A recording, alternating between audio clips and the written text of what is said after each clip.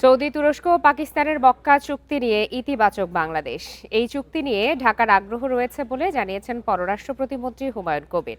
পররাষ্ট্র মন্ত্রণালয়ের ব্রিফিংয়ে নতুন প্রতিমন্ত্রী সাংবাদিকদের এসব কথা জানান।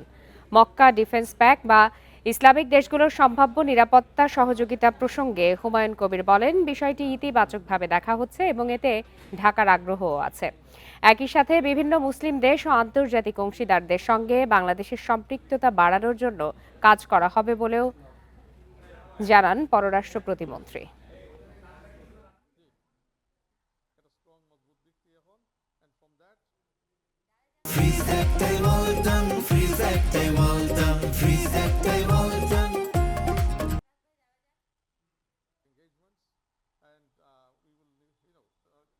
মক্কা ডিফেন্স প্যাক্টে তো আমরা আগ্রহ প্রকাশ করছি, বললাম তো বাংলাদেশ এখন ইজ এই কান্ট্রি অফ রেকগনিশন এবং একটা আগ্রহ আছে। যারা আপনার মিডল ইস্টের স্টেক হোল্ডার আছেন, গ্লোবালি যারা মুসলিম ওয়ার্ল্ডে মানে বিভিন্ন কি স্টেক হোল্ডার্স এখন বাংলাদেশের leadership, particularly honourable prime minister Tarique রহমানের লিডারশিপকে তারা অনেক জায়গায় মানে আমন্ত্রণ জানাচ্ছে। এ বিষয়ে আরো তথ্য জানাতে এই মুহূর্তে বার্তা কক্ষ থেকে যোগ দিয়েছেন ইন্ডিপেন্ডেন্ট টেলিভিশনের ডিপ্লোম্যাটিক ডেস্কের এডিটর নাফিজা দৌলা। নাফিজা দৌলা, আপনার কাছে একটু জানতে চাই যে মক্কা যৌথ প্রতিরক্ষা চুক্তি নিয়ে পররাষ্ট্র মন্ত্রণালয়ের অবস্থান আসলে কি? আমরা পররাষ্ট্র প্রতিমন্ত্রীর বক্তব্যের খানিকটা দেখছিলাম, আপনি তো নিশ্চয়ই সেখানে ছিলেন এবং এই পুরো বিষয়টি সম্পর্কে আরো বেশি অবগত। লোপা, প্রথমে একটু জানিয়ে রাখি, আজকে কিন্তু নতুন পররাষ্ট্র প্রতিমন্ত্রী যিনি আছেন হুমায়ুন কবির, তার আজকে প্রথম দপ্তর শুরু হয়েছে।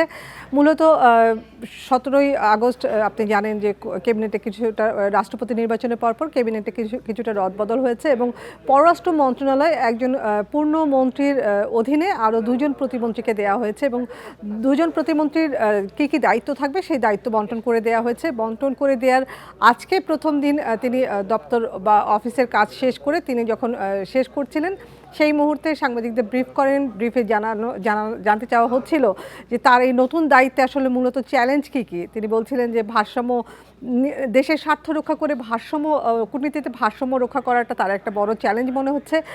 একই সাথে তিনি জানান যে মক্কা প্রতিরক্ষা চুক্তি যেটি আছে 7 আগস্ট, আপনি জানেন সৌদি আরব, পাকিস্তান, তুরস্ক 3 দেশ মিলে এই মূলত এই চুক্তি একটি প্ল্যাটফর্ম তৈরি করেছে, সামরিক প্ল্যাটফর্ম পুরোটাই।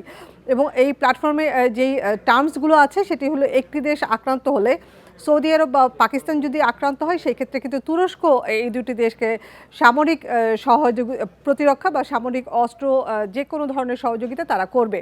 তো সেই ক্ষেত্রে সেই প্ল্যাটফর্মটির বিষয়ে বাংলাদেশ সরকার আমরা দেখেছি এই মাসেই বলা চলে যে পররাষ্ট্রমন্ত্রী প্রতিমন্ত্রী তারা কিন্তু সৌদি আরব সফর করেছেন। সেখানে এই বিষয়টি সৌদি আরবের পক্ষ থেকে তোলা হয়েছিল। এই মক্কা প্যাক্টের বিষয়ে, মক্কা প্যাক্টে ঢাকার অবস্থান কি? আপনি জানেন বাংলাদেশ একটি মুসলিম দেশ হিসেবে বহির্বিশ্বে পরিচিত আছে। মুসলিম দেশ হিসেবে বাংলাদেশ এই প্ল্যাটফর্মে যুক্ত হতে চায় কিনা সেই প্রস্তাব কিন্তু সৌদি আরবের পক্ষ থেকে দেওয়া হয়েছে। পররাষ্ট্র মন্ত্রণালয় থেকে আমাদের আগেই ব্রিফ করা হয়েছিল যে এই চুক্তির ব্যাপারে বা এই প্যাক্ট যেটি নতুন একটি প্ল্যাটফর্ম, সেই প্ল্যাটফর্মের ব্যাপারে ঢাকার অবস্থান ইতিবাচক। তবে এই প্ল্যাটফর্মে এখনই যুক্ত হবে কি না বা প্ল্যাটফর্মে এখনই সদস্য হবে কি না সেই বিষয়ে কিন্তু এখনো চূড়ান্ত সিদ্ধান্ত নেওয়া হয়নি। নাফিজা দৌলা, এটি তো গেল সরকারের সিদ্ধান্তের কথা বা সরকারের অবস্থানের কথা। এই চুক্তি নিয়ে আসলে বিশেষজ্ঞরা কি বলছেন, তাদের মতামত কি? আমরা যদি বাংলাদেশের সংবিধানটা একটু দেখি, এখানে সংবিধানের 25 অনুচ্ছেদে বলা আছে বাংলাদেশ তার সার্বভৌমত্ব এবং সলভেন্সি সবকিছু সমতা সবকিছু রক্ষা করে তিনি বহির্বিশ্বের সাথে তার যে দ্বিপাক্ষিক সম্পর্ক সেই সম্পর্কে সে চালিয়ে যাবে। সেই ক্ষেত্রে আপনি যদি দেখেন এই যে মক্কা প্যাক্টটি আছে সেই প্যাক্টটির শর্ত কি হবে, প্যাক্টে মানে এই প্রতিরক্ষা যে প্ল্যাটফর্মটি আছে, প্রতিরক্ষা চুক্তিটি আছে, সেই চুক্তিতে আসলে কোন ধরনের সামরিক সহযোগিতা দেওয়া হবে।